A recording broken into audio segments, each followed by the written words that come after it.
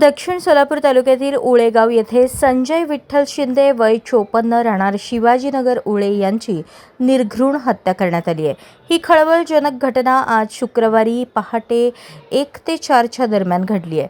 अज्ञात कारणावरून अज्ञात शस्त्रानं मानेजवळ जबर वार केल्यानं त्यांचा जागीच मृत्यू झालाय।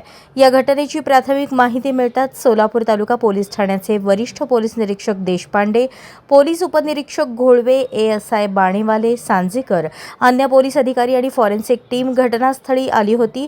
संजयचा मृतदेह उत्तरीय तपासणीसाठी छत्रपती शिवाजी महाराज सर्वोपचार रुग्णालयात शवविच्छेदनासाठी पाठवण्यात आलाय।